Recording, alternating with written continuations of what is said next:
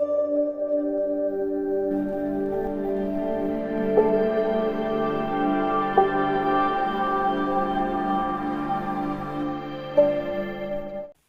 फिर जंग का ऐलान होगा। हार हो या जीत, जो कुछ भी होगा अपने पास होगा। जब हम बड़े होते हैं तो हमें पेंसिल के बजाय पेन पकड़ा दिए जाते हैं। जानते हो क्यों? जिससे कि हम ये समझ सकें कि अब गलती को मिटा पाना आसान नहीं है।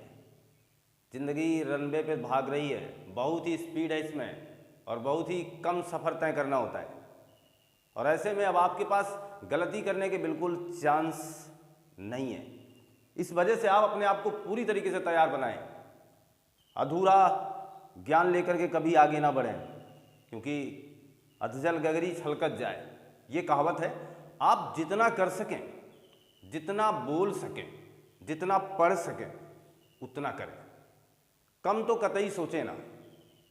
कभी भी आप शॉर्टकट रास्ता तो अपनाए ही ना। आइए जोड़ते हैं हम आपको प्राचीन भारत वैदिक काल पार्ट 2 में। इसके ठीक पहले हम लोग प्राचीन भारत के वैदिक काल संबंधी एक महत्वपूर्ण एपिसोड को देख रखे हैं, जहां हमने पार्ट 1 में वैदिक काल का एक परिचय आपको दिया था। और अभी आज की जो कक्षा है, आज के जो महत्वपूर्ण उद्देश्य हमारे हैं, आप तक कुछ महत्वपूर्ण शब्दावलियों को पहुंचाना। जी हाँ, जब तक हम किसी भी काल की या किसी भी कालखंड की या किसी भी पुस्तक की किसी भी अध्ययनरत चीज़ों की आकलन तब तक नहीं कर पाओगे आप, जब तक उसकी शब्दावलियों को नहीं जानोगे। जब तक आप उसके विशेष तथ्य को नहीं जान जाते, तब तक आपके लिए समस्याएं हैं। देखिएगा, वैदिक काल, जहां हम बात करें मार्टिन व्हीलर साहब की, मार्टिन व्हीलर महोदय की बात मैं कर रहा हूं। मार्टिन व्हीलर ने क्या कहा था? मार्टिन व्हीलर ने कहा, सिंधु घाटी सभ्यता 2500 ईसा पूर्व से लगाकर, सिंधु घाटी सभ्यता 2500 ईसा पूर्व से लगाकर 1500 ईसा पूर्व तक थी। ये कोई कसम खा करके नहीं बताया गया है, ये आंकड़े दिए गए हैं। जरूरी नहीं कि ये 100% सत्य हो, ये आंकड़े दिए गए। एक अनुमानता ये माने गए कि लगभग 2500 ईसा पूर्व से 1500 ईसा पूर्व तक मार्टिन लूथर द्वारा बताए गए वक्तव्य आज के हमारे इतिहासकार इसे सही मानते हैं। ठीक है, कोई बात नहीं, हम भी मानेंगे। इसके बाद देखिएगा, बात हम करें, मार्टिन व्हीलर साहब कह रहे हैं, यही कह रहे हैं, इनका एक और प्रत्यावेदन आपके पास आ ही गया है। यही महोदय कह रहे हैं आपसे कि यहाँ जहाँ 1500 को पारे आप, इसी 1500 BC से आप वैदिक सभ्यता की शुरुआत कर लीजिए। इसी 1500 BC से वैदिक सभ्यता की शुरुआत कर लीजिए। हमारी NCERT की पुस्तक ने, NCERT के मानक ने ये इस बात को थोड़ा सा गलत किया है। उसने 1500 की बजाय यहाँ 1750 लिखा हुआ है। इसका मतलब हुआ जो 250 यानी 250 वर्षों का ये गैप पीरियड दिखा रहा है, इसके बारे में हम लोग चर्चा कर चुके हैं। हम इसे संक्रमण काल का समय कह चुके हैं। इस समय बड़ी विडंबना रही होगी, जिसका पूरा लाभ उठाया गया वैदिक काल वालों द्वारा, बाहर से आए हुए आर्य द्वारा। हमारे भारत की उस स्थिति परिस्थिति को भांपते हुए, यहाँ के लोगों को जानते हुए, यहाँ एक अलग संस्कृति का विकास करने के लिए वो आए और उन्होंने कर भी लिया। ऐसा इसलिए था क्योंकि उस समय संक्रमण काल से गुजर रहा था यहाँ का मानव। यहाँ के रहने वाले लोग पूरी तरीके से क्षतिग्रस्त हो चुके थे, ये मान के चलें। देखिएगा जरा, तो 1500 BC वैदिक सभ्यता जिसे आप बोल रहे हैं, ये मार्टिन लूथर महोदय की एक यथार्थ जानकारी है। इन्होंने कहा ये लगा करके 600 BC तक मानी जाएगी। कोई बात नहीं, हम आपकी बात से यथोगत विश्वास रखते हैं।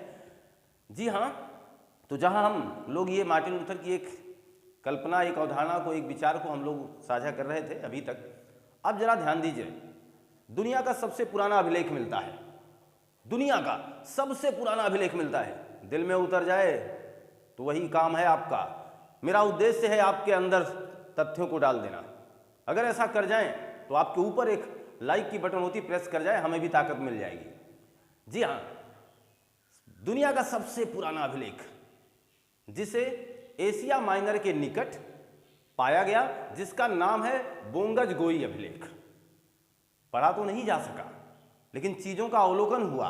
वहाँ जो चीज़ें रही उसे देखा गया, बहुत सी चीज़ें नहीं पढ़ी जा सकी, लेकिन उसमें से कुछ ऐसी चीज़ें निकाल ली गई जिन्हें आप कह सकते हैं लोग पढ़ ले गए। यहाँ मैं बात करूँगा उस अभिलेख की। जी हाँ, यहाँ मैं बात करने वाला हूँ एशिया माइनर के निकट, एशिया माइनर के निकट। आप भी अपने बुक्स पर, अपने नोट पर इसे जगह दें। एशिया माइनर के निकट कौन सा अभिलेख? बोंगज गोई अभिलेख, बोंगज गोई अभिलेख। विशेष बात क्या? दुनिया का सबसे पुराना, ये बात स्टार है, दुनिया का सबसे पुराना अभिलेख। अगर एग्जामिनर कभी भी पूछे तो बताने के लिए बिल्कुल तैयार रहिए। दुनिया का सबसे पुराना है ये अभिलेख, बोंगज गोई अभिलेख। यहाँ से बात क्या करने वाले हैं हम? यहाँ पर दो महत्वपूर्ण कबीले मिले हैं, एक हित्ती और एक है मित्तनी। हित्ती और मित्तनी। हित्ती के कबीले के जो प्रमुख थे वो थे सुब्बीलिमा, नाम तो थोड़े अजीब होंगे इनके, सुब्बीलिमा, और इसके थे मतियु अजा, मतियु अजा। ये देखिएगा, बोंगज गोई अभिलेख से कुछ महत्वपूर्ण साक्ष्यों की जानकारी मिलती है। बोंगज गोई अभिलेख की जितनी जानकारी को ग्रहण किया जा सका, जितने बातों को पढ़ा जा सका, इस महत्वपूर्ण तथ्य को इतिहासकारों ने हमारे सामने प्रस्तुत किया। उनका मानना था, उनका कहना है कि हित्ती और मित्री नाम के दो कबीले बोंगज गोई अभिलेख में उल्लिखित हैं। एक कबीला, कबीला का मतलब समझ रहे हैं आप, एक कबीला जिसका प्रमुख था, जिसका सरदार था सुब्बीलिमा, और एक कबीला था मित्तनी जिसका सरदार था मतियु अजा। कबीले दो, आज तो कई हैं। पहले तो बाहर की लड़ाइयाँ होती थीं और आज तो घर घर में लड़ाइयाँ हो रही हैं। तो पहले की तुलना और आज की तुलना में बहुत ही अंतर है, बहुत ही ज़्यादा, बहुत असमानताएं हैं। मैं ये कह सकता हूँ विभिन्न असमानताएं हैं, बहुत ही कठिन जीवन है अब आपका। अब यहाँ सुब्बीलिमा और मतियु अजा में आपस में क्या हुआ करता था, यानी दो कबीले आपस में लड़ा करते थे। बार बार इनके बीच में मारपीट हुआ करती थी किसी भी उद्देश्य को लेकर के, इसमें कोई दो राय नहीं है, लड़ाइयाँ हो सकती हैं। तो हित्ती और मित्री आपस में घमाघम जितना हो सकता था इनके बीच मारपीट का सिलसिला चला करता था। लेकिन एक दिन होता है ऐसा, कुछ जानकार लोगों ने, इसी कबीले के कुछ जानकार लोगों ने, पूर्वजों ने कह सकते हैं, बुद्ध और क्या कहते हैं आप, जो बुद्धिजीवी रहे होंगे और जो बुजुर्ग हो चुके रहे होंगे, आगे आते हैं और दोनों कबीलाओं को समझाने का प्रयास करते हैं, यानी एक समझौता कराते हैं और समझौता हो जाता है। यहाँ अद्भुत बात ये मिलेगी, समझौता कैसे किया गया है? इंद्र, वरुण, मित्र और नासत्य, नासत्य की कसम खाकर। देखना इतिहास कितना मजेदार होता है, कितना रोचक होता है अगर ध्यान से आप सुन रहे हैं तो। कबीले झगड़ रहे थे, आज भी हम लोग झगड़ा करते हैं, बचपन में काफी जो भी झगड़ा करते थे, मां कसम, किसी से कहेंगे नहीं। हम कोई भी काम करते थे तो मां कसम, है ना, किसी अन्य की कसम। तो ऐसी कसमें खाते थे हम, भगवान कसम, मैंने झूठ नहीं बोला है, भगवान कसम तुमको कल मारेंगे। ये जो कस्में थी हमारी बहुत दमदार नहीं थी, सच में इन कस्मों में कोई दम नहीं था। 5 मिनट की ये कस्में, 5 मिनट का सेकंड की ये कस्में, 2-4-10 सेकंड की ये कस्में आगामी 10-20 सेकंड में अपना दम तोड़ देती थी। इन कस्मों का कोई बहुत मतलब उस समय नहीं था बचपन में, लेकिन खूब खाए गए खूब। यहाँ हुआ क्या? इंद्र, वरुण, मित्र, नासत्य की कसमें खा ली। कौन? सुब्बीलिमा और मतियु अजा ने, या कह सकते हैं हित्ती कबीले ने और मित्तनी कबीले ने कसम खाई कि मैं इंद्र की कसम खाता हूँ, मैं वरुण की कसम खाता हूँ, मित्र की कसम खाता हूँ, मैं नासत्य की कसम खाता हूँ कि हम लोग आज से अब कभी भी लड़ाई नहीं करेंगे।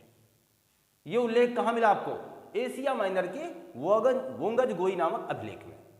ये आपको क्या सिखा गया? ये हमें बहुत कुछ बता गया। आप अगर ध्यान दिए होंगे तो आपके पास ही इसने बड़ी जानकारी दी। इससे यह पता चलता है कि इनके देवता रहे इंद्र, वरुण, मित्र, नासत्य आदि। अभिलेख कहाँ मिला है? एशिया माइनर के निकट। क्लियर है?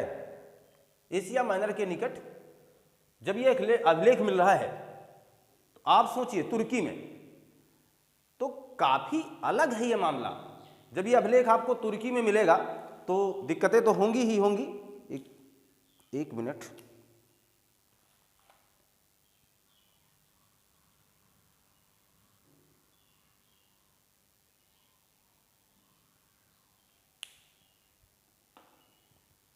जी हाँ, जब ये अभिलेख आपको मिलेगा तुर्की में, तो आपके सामने बड़े विचार आ जाएंगे। विचार कैसे आ जाएंगे कि अभिलेख तो हमें तुर्की में मिला है। तुर्की कहाँ है? मध्य एशिया में। इससे जो मैक्स मूलर साहब हैं, जिन्होंने कहा कि आर्य जो है वो मध्य एशिया से आए हैं, उनकी बात को सिद्ध होने में थोड़ा सा प्रमाण मिला कि नहीं मिला? इससे सिद्ध होता है कि आर्य जो आए हैं वो मध्य एशिया से आए हैं। हम लोग इसी बात पर तो बाबत चर्चा पिछले एपिसोड में कर रहे थे और आज भी कर रहे हैं। तो ये चीज रही, इस अभिलेख से सिद्ध हुआ। आगे देखिएगा, एक कस्सी अभिलेख मिला ईरान का। कस्सी अभिलेख ईरान का है और इस अभिलेख में भी उल्लेख है कि आर्य ईरान से चलकर आए हैं। ईरान आर्य कहाँ आए? भारत आए। इससे यह भी सिद्ध होता है कि आर्य कहाँ से आए हैं? मध्य एशिया से आए हैं। इसीलिए मैंने आपसे कहा था कि मैक्स मूलर साहब जो बोले थे, आपके बाल गंगाधर तिलक जी ने तो कहा था उत्तरी ध्रुव से आए हुए हैं। इससे मुझे कोई लेना देना नहीं है। सीधा प्रमाण आपके सामने है कि मैक्स मूलर साहब की दी हुई इस जानकारी को कि आर्य कहाँ से आए हैं, मध्य एशिया से आए, इतिहास सबसे ज़्यादा प्रमाणिक क्यों मानता है? क्योंकि ये प्रमाणों के घेरे में है, क्योंकि इसके पास ढेर सारे प्रमाण प्रस्तुत किए जा चुके हैं और वो आपके सामने उल्लिखित भी हैं। हम एशिया माइनर का ये अभिलेख देख सकते हैं, हम कस्सी का ये अभिलेख जान सकते हैं। इससे सिद्ध होता है, प्रमाण आ गया हमारे सामने कि आप कहाँ से आए हुए हैं। जी हाँ, इतनी बातों के बाद हम बात करते हैं अपने इसी वैदिक काल के महत्वपूर्ण साहित्यिक स्रोतों की बात करेंगे। जी हाँ, इसलिए मैंने कहा अभी आज का जो एपिसोड है, आज की जो ये प्रस्तुति है आपके सामने, इसमें ज़्यादातर मेरी कोशिश है कि आपको शब्दावलियों का बेहतर आकलन करवा सकूं, शब्दावलियों के बारे में बहुत कुछ जानकारी आप तक पहुंचा सकूं। इसलिए आप पूरे मनोवेग से देखते रहिएगा। देखिएगा, मैं बात करूंगा इसके साहित्यिक स्रोतों की। अभी जब ये पृष्ठभूमि पूरी तरीके से बन के तैयार होगी, तब आपके अलग अलग कालों से भी आपका परिचय होगा। साहित्यिक स्रोत की मैं बात करूं कि कौन से ऐसे साहित्यिक प्रमाण मिल रहे हैं, ये तो साहित्यिक ही मान के चलें, लेकिन कुछ ऐसे प्रमाण जो या अभिलेख में थे, ऐसे प्रमाण जो साहित्य में आए उसको तो साहित्यिक स्रोतों में हम लोग देखेंगे वेदों को। ये हो गया साहित्यिक स्रोत में। वेद के बाद हम लोग पढ़ेंगे ब्राह्मण पढ़ेंगे और इसके बाद हम लोग पढ़ेंगे आरण्यक और इसके बाद हम लोग देखेंगे उपनिषद। जी हाँ, अभी तो इन्हें देख पाना या कह पाना बिल्कुल कठिन लग रहा है, या इनके बारे में जान पाना कठिन लग रहा है, लेकिन फिर भी मैं इसे बिल्कुल आसान करने का पर्याय हमारे पास है। तो साहित्यिक स्रोतों में कौन कौन आए सामने? वेद आ गया, ब्राह्मण आ गया, आरण्यक आ गया, उपनिषद आ गया। अब हम ये हैं क्या, इनके बारे में तो थोड़ा सा जानते हैं। देखिएगा, वेद का मतलब होता है ज्ञान। वेद का मतलब ज्ञान। होगी बातें ज्ञान की। आइए हैं आप वैदिक काल में, जुड़े हैं आप वैदिक काल में, तो होंगी बातें ज्ञान की। एकदम पूरा भर के ज्ञान की बातें हो रही हैं। तो वेद का मतलब ही ज्ञान है और ये ज्ञानों का काल है। तो वैदिक काल है। इन ज्ञानों का करना क्या है? वेद में जो भाषा उल्लिखित की गई, आपको मैंने पहले भी बताने का प्रयास किया है, संस्कृत था। एक महत्वपूर्ण और रोचक बात मैं आपको बता दूं, वैदिक काल जो कि आपको 1500 ईसा पूर्व से लगा करके 600 BC तक मिल रहा है, कोई लिपि नहीं थी इनके पास, कहीं कुछ लिखा नहीं इन्होंने। एक पीढ़ी से दूसरी पीढ़ी तक इन्होंने परंपराओं का क्या किया है? आदान प्रदान। यानी जब हमारे कोई भी दादा या बाबा बूढ़े हो जाते रहे होंगे, उस समय की बात कर रहा हूँ, तो वो लोग अपने संबंधित, अपने यथावत जानकार लोगों को या अपने बच्चों को एक कहानी के माध्यम से सारी बातें बता जाते थे कि ऐसा ऐसा करिएगा, ऐसा ऐसा था। तो वहाँ मौखिक विचारों का आदान प्रदान था। तो वेदों का जो ज्ञान था ये काफ़ी कठिन था। इसको सरल करना क्या कहलाया? ब्राह्मण कहलाया। क्लियर है ना? देखो कितना आसान कर रहे हैं इस चीज को। ज्ञान को क्या कर दो? सरल कर दो। अरे सरल नहीं करोगे फिर आपके पास जाएगा कैसे? ये देखो, मैं वही काम करने आया हूं कि जो ये कठिनाई स्तर की ये चीजें हैं, मैं इसे क्या कर रहा हूं? ब्राह्मण कर रहा हूं। मैं इसे सरल कर रहा हूं।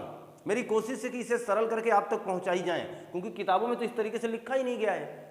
तो ये तरीका बनाने का प्रयास हमारा, जो इसको देने का प्रयास हमारा, इसको सरल करने का प्रयास हमारा, ब्राह्मण कहलाएगा। आप किसी भी चीज को सरल करके देखते हैं, जी हाँ ब्राह्मण करते हैं आप। आरण्यक का मतलब क्या हुआ?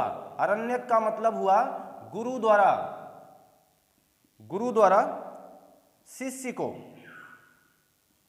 को ज्ञान दिया जाएगा, ज्ञान दिया जाएगा। फिर ये आरण्यक क्यों कहलाएगा? अरे गुरु द्वारा शिष्य को ज्ञान दिया जाएगा, फिर ये मामला आरण्यक क्यों कहलाएगा? बड़ा आसान सा उत्तर आपके पास आएगा। आरण्यक का मतलब वन, आरण्यक का मतलब वन, वन वन। पहले होता क्या था? आपकी तरह, हमारी तरह या उनकी तरह ये महाविद्यालय और विद्यालय नहीं हुआ करते थे, गुरुकुल हुआ करते थे। पेड़ों की छांव के नीचे ज्ञान दिए जाते थे, सीधा मस्तिष्क में ही ट्रांसफर हो जाया करता था। और आज बड़े बड़े बंगलों में बैठ करके हम लोग अपनी तैयारी को अंजाम दे रहे हैं। और आज हम लोग विभिन्न प्रकार के, देखना कितने आधुनिक हो चुके हैं हम लोग कि ऐसे टेक्नोलॉजी से जुड़ करके आप तक इन बातों का ट्रांसफर, आदान प्रदान किया जा रहा है। पहले ऐसा नहीं था। पहले एक विशेष प्रांगण में, एक विशेष जगहों पर, जहां जिसे आप वन कह सकते हैं, वहां पर ज्ञान दिया जाता था। तो गुरु द्वारा शिष्य को ज्ञान दिया जाना आरण्यक था। इसी आरण्यक को वन पुस्तक कह सकते हैं आप, वन पुस्तक। आरण्यक का मतलब वनों का, वन की पुस्तक। और वो पुस्तक आपको दी जाती थी, आपको पढ़ाई जाती थी, ये आरण्यक था। उपनिषद का मतलब क्या है? उपनिषद का मतलब हुआ गुरु और शिष्य के बीच में संवाद। चलो अब सीख गए हैं आप, गुरु और शिष्य के बीच का संवाद। क्योंकि अब गुरु का यह मानना था कि हमारा स्टूडेंट्स पूरी तरीके से सीख चुका है। अब ये मास्टर मान रहा है, अब ये मास्टर सोच रहा है कि मेरा बच्चा सब कुछ सीख चुका है। देखिएगा, वेद आए, वेद स्वयं माने जाते हैं, वेदों को माना जाता है कि ये भगवान की दी हुई अमानत है, ये गॉड ने हमें खुद समर्पित किया। वेदों की रचना किसने की है आज तक किसी को पता नहीं। ये माना गया कि वेदों की रचना भगवान ने स्वयं की, स्वयं ब्रह्मा जी ने वेदों को लिखा हुआ है। चलिए ठीक है। इसके बाद उन वेदों को जानने वाला, संकलन करने वाला महर्षि वेदव्यास, महर्षि कृष्ण द्वैपायन जिन्हें कहते हैं आप, सामने आते हैं। वो सबसे बड़ी गुरु कहलाएंगे। वो अपने जिसे भी जानकारी प्रस्तुत करेंगे तो सरल करके बताएंगे ना, ब्राह्मण करके बताएंगे। तो गुरु पहले ब्राह्मण कर रहा है। कोई भी अध्यापन कार्य करने वाला व्यक्ति, कोई भी बेहतर टीचिंग प्रणाली को संपादित करने वाला व्यक्ति पहले तो ब्राह्मण करेगा ही करेगा, क्योंकि पहले उसे सरल करना होगा। तो वो ब्राह्मण कर रहे हैं। ब्राह्मण करने के बाद आज हम लोग किसी परिसर, किसी प्रांगण में पढ़ रहे हैं, तब ऐसे नहीं थे। तब यहाँ पर आरण्यक करता था। आरण्यक का मतलब अपने शिष्य को बुलाकर वो ज्ञान देते थे जिसको उन्होंने सरल किया हुआ था।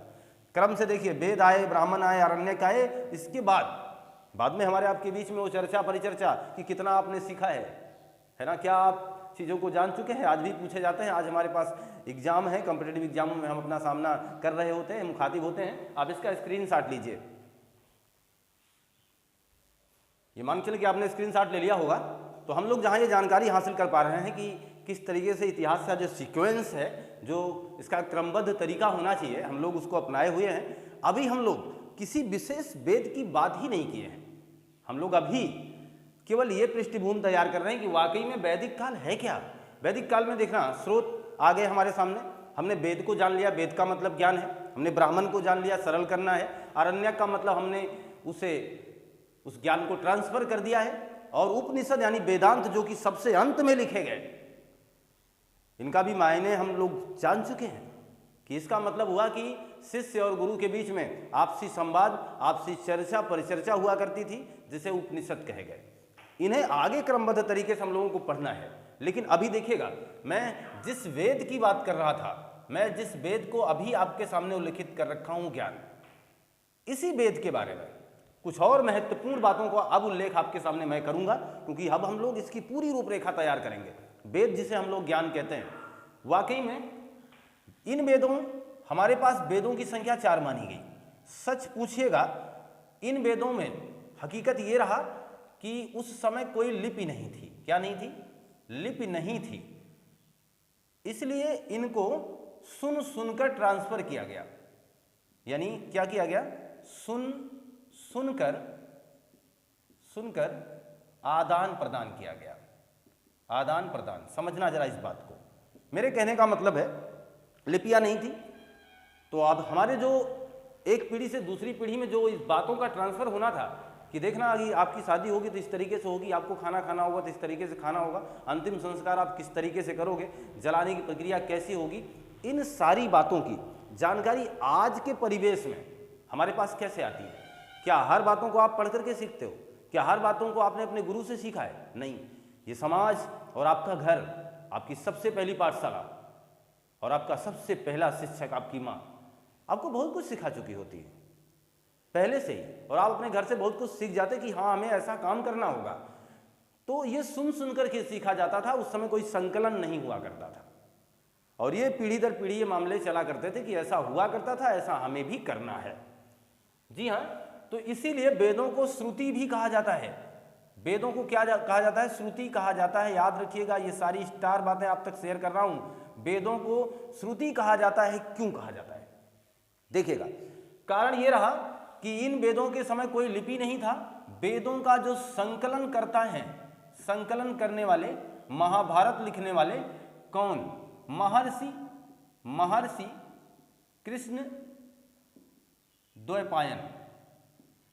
महर्षि कृष्ण द्वैपायन, जिन्हें वेद व्यास कहा गया, जिन्होंने वेदों का व्यास किया, यानी जिन्होंने वेदों के बारे में सब कुछ जाना। व्यास का मतलब संपूर्ण होता है। आप मैथमेटिकल स्टूडेंट्स रहे होंगे तो फिर आपको मैथमेटिकल जानकारियां हैं।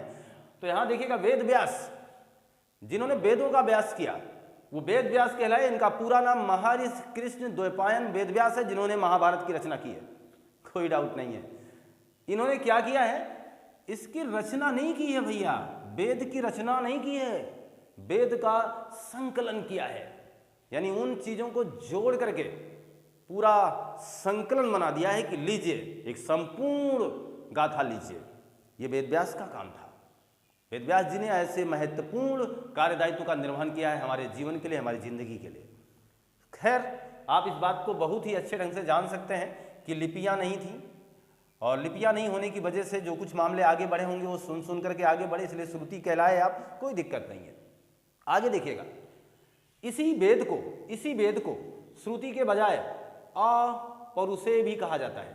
अपरुषे भी कहा जाता है। देखना कितनी बेहतरीन शब्दावलियों से आपका परिचय हो रहा है। अगर इन शब्दावलियों की जानकारी आपको नहीं होगी फिर तो वेद में बड़ा दिक्कत आएगी आगे पढ़ने में, समझने में।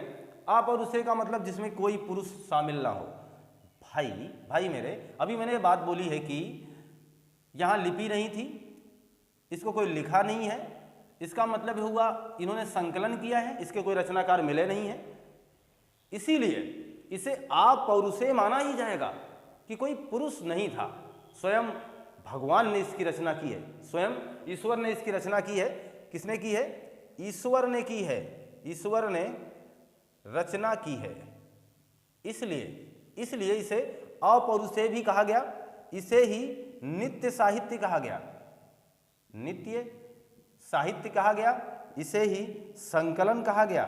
कोई भी बात पूछी जाए आप बताने के लिए तैयार रहें। नित्य साहित्य का मतलब जिसका अंत नहीं हो सकता है, भगवान का कभी अंत नहीं है। ऋग्वेद की दिशाओं में, ऋग्वेद की पंक्तियों में, ऋग्वेद की सूक्तियों में बात बोली गई कि भगवान का कोई अंत नहीं है। इसका सीधा सीधा संकेत है, सीधा सीधा आपके पास एक मैसेज है कि नित्य साहित्य का मतलब हुआ कि इसका अंत नहीं है। इसको स्वयं ईश्वर ने लिखा, इसलिए अपौरुषे है। ये सुन सुन करके आगे बढ़ा, इसलिए इसे श्रुति भी कहा गया। संकलन किया गया इसका, ठीक है, संकलन किया गया, इसीलिए इसे संहिता भी कहा जाता है। क्या कहा जाता है? संहिता। कितने नाम आ गए आपके सामने? बहुत कुछ आ गए, है ना। देखिएगा, वेदों को हम क्या कहते हैं? श्रुति कहते हैं। क्यों कहते हैं? आपके सामने आपके स्क्रीन पर साझा कर चुका हूं। वेदों को हम अपौरुषे कहते हैं। क्यों कहते हैं? बात क्लियर हो चुकी है। वेदों को हम नित्य साहित्य कहते हैं। क्यों कहते हैं? क्लियर हो चुकी है। वेदों को हम संहिता कहते हैं क्योंकि इसका संकलन होता है, संकलन किया गया है, वेद व्यास जी ने किया हुआ है, इसलिए हम इसे संहिता कहते हैं। कोई डाउट नहीं होनी चाहिए अब आपको। आगे देखिएगा, हम इन्हें वेद त्रयी कहते हैं। अब आपके मस्तिष्क में बात आएगी, सर वेद त्रयी तो तीन ही तो वेद हुए, फिर यहाँ चार का उल्लेख है। हाँ, यही तो कंफ्यूजन है। इन्हीं बातों को सीख रहे हैं हम लोग। वेद त्रयी में वाकई में तीन होंगे, फिर एक कहाँ जाएगा और इन वेद त्रयी में तीनों आएंगे कौन? तो ध्यान देना, यहाँ आपका ऋग्वेद आएगा, ऋग्वेद आपका यहाँ आएगा यजुर्वेद, और यहाँ आपका आएगा सामवेद। ये लोग यज्ञ, मंत्र, कर्मकांड। कर्मकांड का मतलब वही हुआ कि मरने के बाद या आपकी शादी समारोह होने पर या अन्य प्रकार के संस्कार होने पर आपको किन किन कर्मों से गुजरना पड़ता था, कौन कौन से कर्म का दायित्व का निर्वहन करना पड़ता था, वो आपको ऋग्वेद, यजुर्वेद और सामवेद में मिलेगा। देखिएगा, यज्ञ, मंत्र, कर्मकांड और सामवेद तो जाना ही जाता था गायन के लिए। पूछा भी गया है निम्नलिखित में से कौन सा वेद गायन के लिए है, तो गायन के लिए तो सामवेद है। यहाँ आपको सब कुछ मिलेगा, सोम भी मिलेगा और गीत भी मिलेगा। अद्भुत है ना सामवेद। तो यज्ञ, मंत्र, कर्मकांड, गायन जैसी विधाओं का उल्लेख कहाँ मिलता है? ऋग्वेद, यजुर्वेद और सामवेद में। ऋग्वेद में यज्ञ, मंत्र काफी मात्रा में मिलेंगे।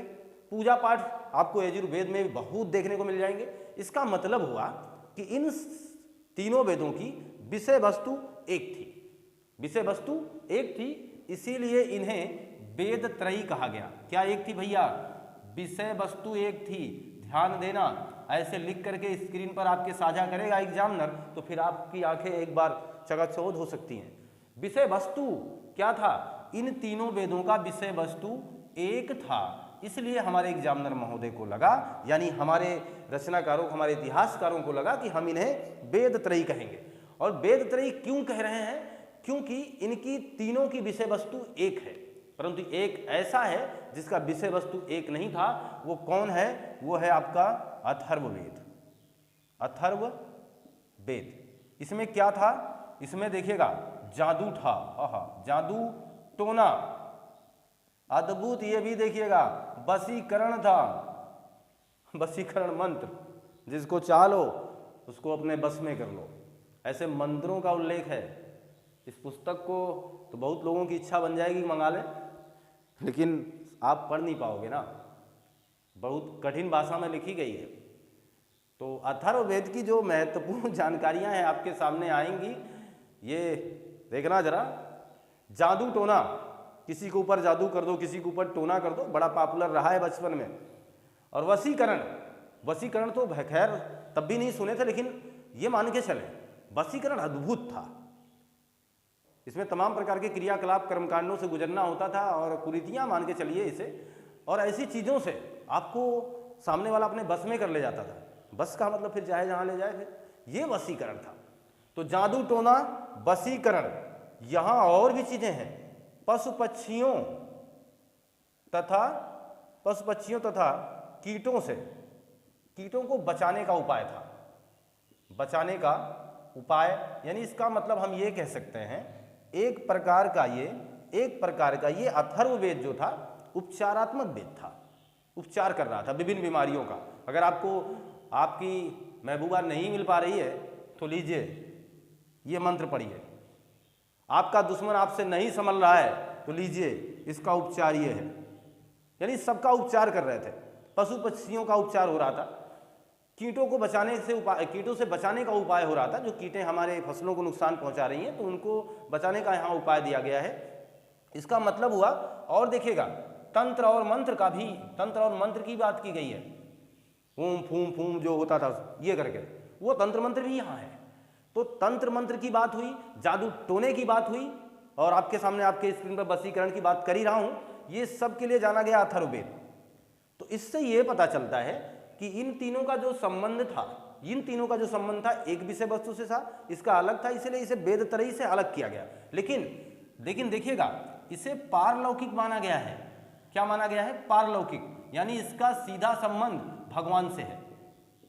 परंतु इसे माना गया है लौकिक, इसका संबंध हमारे जीवन से है, हमारे मानवीय जीवन से है, इसलिए इसे लौकिक कहा गया। तो पारलौकिक और लौकिक का भी अंतर समझ गए आप। निम्नलिखित में से कौन सा वेद पारलौकिक नहीं है? तो पारलौकिक नहीं है तो अथर्ववेद नहीं है। निम्नलिखित में से कौन सा वेद लौकिक है? तो लौकिक केवल अथर्ववेद है, जिसमें जादू टोना, तंत्र मंत्र, वशीकरण आदि जैसी विधाओं का प्रचलन रहा है। उल्लेख मिलेगा आपको। ये सारी बातें आपके स्क्रीन पर मैं साझा कर चुका हूं, आप इसका स्क्रीनशॉट लेंगे। हिमांचल की आपने स्क्रीनशॉट ले लिया होगा। एक महत्वपूर्ण ग्राफ आपके सामने मैं अब रखने वाला हूं, बहुत ही इंपॉर्टेंट है। थोड़ा सा आप इसे समझने का भी प्रयास करेंगे और देखने का भी। वाकई में इसमें है क्या? मैं वेदों को अलग अलग चीज़ों में और भी ढाल सकता हूँ। अलग अलग वेदों के अलग अलग देवता माने गए। ये महत्वपूर्ण बात अभी आपके सामने रख रहा हूँ क्योंकि वेद से एक परिचय हम लोग बना रहे हैं। ध्यान दीजिएगा, कुछ एक लाइन मैं इस तरीके से लिखूंगा, यहाँ मैं वेदों का नाम लिखूंगा, वेद लिखूंगा, जिसके सामने मैं लिखने वाला हूँ ऋग्वेद। ऋग्वेद, इसके बाद दूसरे नंबर पर मैं लिख रहा हूँ यजुर्वेद, और तीसरे पायदान पर आपका आ जाएगा सामवेद। एक ग्राफ आपके सामने रखने वाला हूँ बस। सामवेद के बाद हम बात करेंगे अथर्ववेद की। ये हमारे 4 महत्वपूर्ण वेद हैं, जिनमें इन्हें अभी आपने देखा है कि ये पारलौकिक है, ये लौकिक है, इसकी बातें हो चुकी हैं। अब देखिएगा, इन वेदों के अलग अलग ब्राह्मण होते हैं। ब्राह्मण का मतलब ये जातिगत ना सोच करके ये सोचिए, ब्राह्मण का मतलब सरल रूप, सरल रूप जो कि गुरुओं द्वारा किया जा चुका है। तो ऋग्वेद का जो सरल रूप है, ब्राह्मण रूप है, उसे क्या कहा जाता है? तो ऐतरेय कहा जाता है। ये एग्जामिनर बहुत बार पूछ चुका है। तो ऋग्वेद का ब्राह्मण क्या है? ऐतरेय ब्राह्मण है, इसीलिए इस बात को मैं बताना चाह रहा था। तो ऋग्वेद का ब्राह्मण आप याद रखेंगे, यजुर्वेद का शतपथ है, यजुर्वेद का ब्राह्मण शतपथ है, सामवेद का तांड्य है, और अथर्ववेद का गोपथ है। क्लियर है ना? तो इन सबके अलग अलग ब्राह्मण हो गए, यानी इनके अलग अलग सरल रूप आपके सामने आ चुके हैं। ब्राह्मण के बाद देखिएगा, ब्राह्मण के बाद इनके अपने अपने ईश्वर हैं, यानी ईश्वर का मतलब किसके प्रति इनका समर्पण है, यानी कौन सा वेद किसके लिए समर्पित है, ऐसा एग्जामिनर प्रश्न करेंगे। या निम्नलिखित में से किसका मतलब कौन सा वेद किस भगवान के लिए जाना जाएगा? तो होगा क्या कि एग्जामिनर कहेगा निम्नलिखित में से कौन सा वेद अग्नि के लिए समर्पित है, अग्नि देवता के लिए समर्पित है, तो ऋग्वेद। इसी वजह से मैं इस चीज को भी आपके सामने रख रहा हूं एकदम बिल्कुल सरल करके। यहाँ अग्नि लिखिए, पहले आग फिर वायु क्रम से लिखा है, आप तो जान पाएंगे। यहाँ होंगे आदित्य साहब, आदित्य, और यहाँ हो जाएंगे अंगिरा। अंगिरा नाम के एक ऋषि भी हैं, आपको पता है। देखिएगा, ईश्वर को समर्पित है ऋग्वेद, किसे समर्पित है? अग्नि को, यजुर्वेद वायु को, सामवेद आदित्य को, और अथर्ववेद अंगिरा को समर्पित है। तो हम लोग देखिए एक ग्राफ के माध्यम से सब कुछ देख रहे हैं कि इन वेदों के ब्राह्मण कौन है, ईश्वर कौन है। और देखिएगा इन्हीं वेदों का विषय वस्तु क्या है, विषय वस्तु, विषय वस्तु क्या है या कौन से विषय के लिए जाने जाते हैं? तो ऋग्वेद वाकई में ज्ञान के लिए भी जाना जाएगा। किसके लिए? ज्ञान के लिए। और जो यजुर्वेद है ये कर्म के लिए। अभी हमने आपसे कहा था कर्मकांड की सर्वाधिक विधा आपको कहाँ मिल जाएगी? यजुर्वेद में। तो कर्मों के फल से न बचोगे, ये जानकारी आपको कहाँ मिलेगी? तो यजुर्वेद में मिलेगी। और सामवेद जिसे हम लोग उपासना के लिए जानते हैं, उपासना के लिए जानेंगे, और हम इसे विज्ञान के लिए समर्पित मानेंगे। जी हाँ, अथर्ववेद जो कि विज्ञान की बात करेगा, इसीलिए तो उसने जादू टोना निकाल लिया, इसलिए तो उसने वशीकरण जैसे मंत्र का उल्लेख किया, इसलिए उसने कीटों से बचाने के लिए फसलों की बात की, है ना। तो विज्ञान को समर्पित रहा हो। ऋग्वेद का संबंध ज्ञान से, विषय वस्तु ज्ञान पर आधारित है, यजुर्वेद का विषय वस्तु कर्म पर आधारित है, सामवेद का विषय वस्तु उपासना पर आधारित है, अथर्ववेद का विषय वस्तु विज्ञान पर आधारित है। इन्हीं वेदों का अपना अपना एक उपवेद होता है, उपवेद होता है, उपवेद यहाँ मैं इसका भी उल्लेख कर दे रहा हूँ। ऋग्वेद का आयुर्वेद है, ऋग्वेद का उपवेद का नाम क्या है? आयुर्वेद। इसका नाम है धनुर्वेद, यानी धनुष संबंधी विधाएं, धनुष के ज्ञान वगैरह आपको यजुर्वेद में मिलेंगे। यहाँ देखिएगा, इसे हम गंधर्व वेद, मैंने पहले भी कहा, सुरा, सोम, इन सब चीज़ों का गायन का उल्लेख कहाँ मिलेगा आपको? सामवेद में। और इसे हम कहेंगे अर्थवेद। अर्थवेद यानी हर बातों की जानकारी रखने वाला, वो विज्ञान को समर्पित है। ये सारी बातें आपके सामने आपके स्क्रीन पर एक बॉक्स में बंद कर दिया हूं मैंने। ध्यान देना, ये मोस्ट इंपॉर्टेंट थे, इस क्लास के वैल्यूएबल क्वेश्चन है ये, आप इसे ध्यान से अंगीकार करेंगे। जी हाँ, इन्हीं अंगिरा को याद रखिए।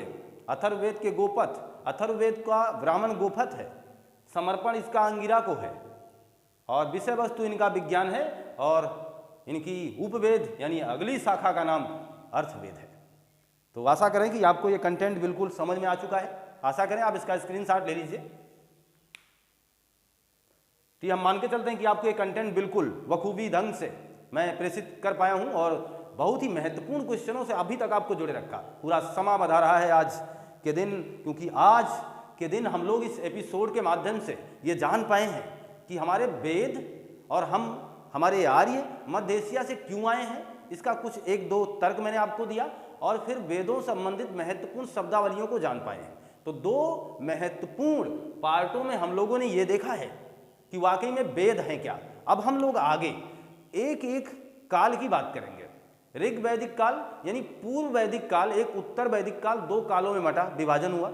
पूर्व वैदिक काल को ऋग वैदिक काल इसलिए कहा जाता है क्योंकि पूर्व वैदिक काल में एक ही वेद का उल्लेख मिलेगा, वो है ऋग्वेद। और बाकी उत्तर वैदिक काल में इन तीनों वेदों का, फिर इसके बाद उपनिषदों का, ब्राह्मण का, अरण्यक का, सबका उल्लेख आगे मिलेगा। इसलिए हम उसे उत्तर वैदिक काल में समझेंगे और पढ़ेंगे। तो आशा करें कि आपको ये कंटेंट बेहतर लगा। आशा करें कि इसका इंतजार करेंगे नेक्स्ट एपिसोड का। बने रहिएगा हमारे साथ, पढ़ते रहिए, मस्त रहिए, खुशहाल रहिए।